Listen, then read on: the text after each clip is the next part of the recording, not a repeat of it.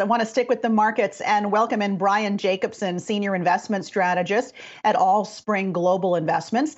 Brian, welcome to the show. Of course, we want to get into the Fed and expectations for later in the week. But first, just your take on the aggressive selling we're seeing here on Wall Street to start the week. What do you think the momentum is today?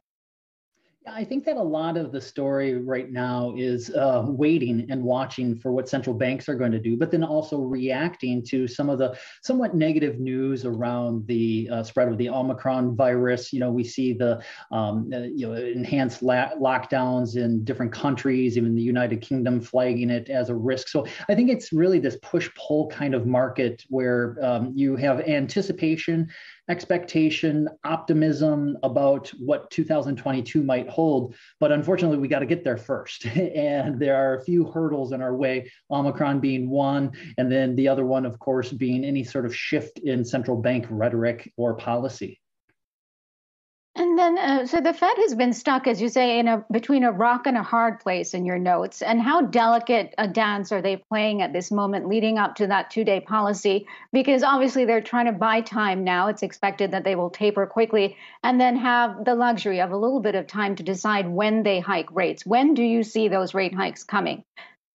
Yeah, as far as the actual timing of the rate hikes, I think that the Fed wants some flexibility as to when they're able to do it. If the data supports it, they would like to do it a little bit sooner, let's say May. But otherwise, my base case scenario is that it's going to be likely June and then again in December, assuming that financial conditions don't tighten too abruptly in response to that initial hike. Then if you think about the tapering program, that in itself really is a crisis era response, and they feel comfortable withdrawing some of that support. But that doesn't mean that they necessarily need to at the next meeting or even at the same meeting that they wrap up the tapering is to hike rates. It's kind of incredible to me when I read a lot of the sell side commentary, the extent to which a lot of those investment banks have jumped on to the almost triple hike bandwagon, the idea that, they're not going to hike at all in 2022 to suddenly, now we're going to pencil in 3 hikes for 2022.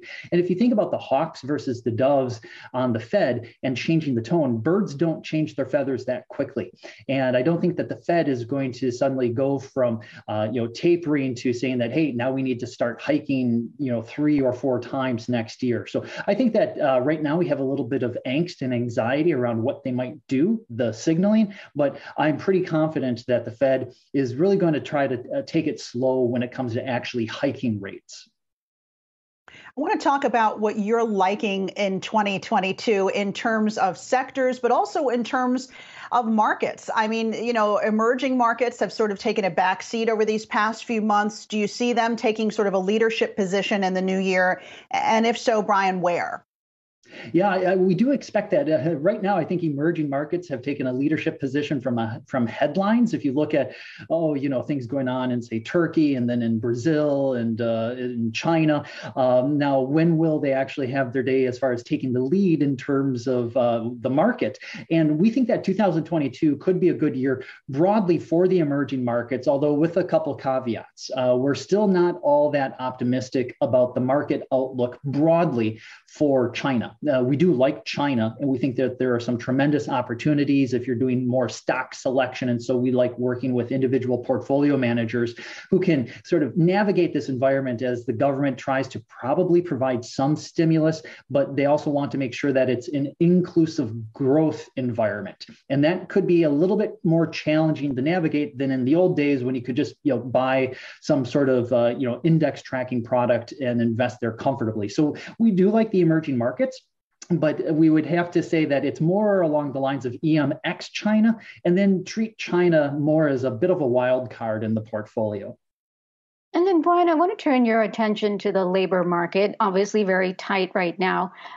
So where do we see wage inflation going? Because I just read a survey where 99% of employers say they're considering giving their employees some sort of raise next year to try and keep up with inflation. So what does that do to companies that are, to their margins that are, sort of labor intensive? And then what does that do to the inflation picture overall?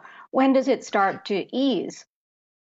Yeah, well, we actually think that the inflationary pressure is going to begin easing as we get these supply chain issues slowly resolving.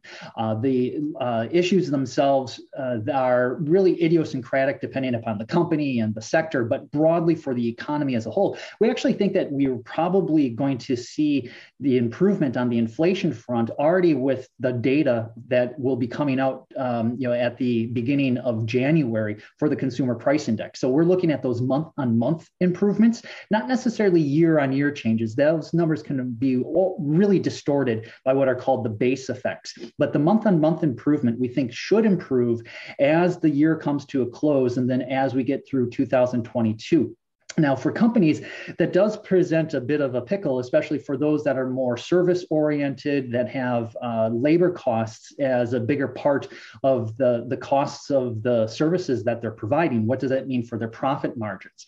Wages tend to be lagging of inflation, and we don't think the wage increases are going to necessarily reinforce the consumer price inflation that we've seen. If anything, we think that productivity improvements will have a rebound. And so the key metrics to really be watching will be what's called unit labor costs. So it only comes out quarterly, unfortunately, and it wasn't that great in the third quarter, but that is actually kind of a productivity adjusted way of looking at wages, because it's fine to pay higher wages. It doesn't have to be inflationary as long as productivity has improved along with it. So we actually think that could be kind of the big thing for 2022 is a nice surge in productivity. So even if we get this wage growth, it doesn't necessarily have to feed into consumer price inflation because productivity is likely to more than offset that inflationary impulse. So, Brian, how does that play out, though, for small and mid-cap stocks and companies where inflationary pressures, wage increases could have a material impact on their profit margins? We know that the Russell 2000 was near bear territory recently. They've had a tough go of it these past few weeks. What's your outlook for those small and mid-cap stocks next year?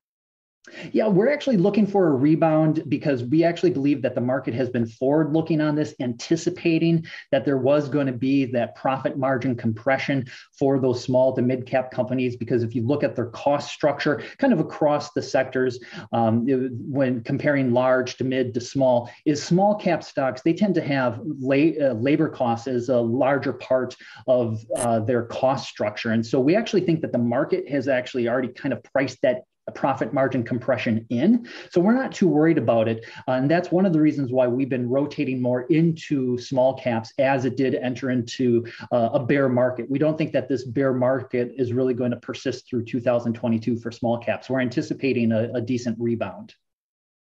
All right, Brian Jacobsen of Allspring Global Investments, thanks for being with us and kicking off the week here on Yahoo Finance Live.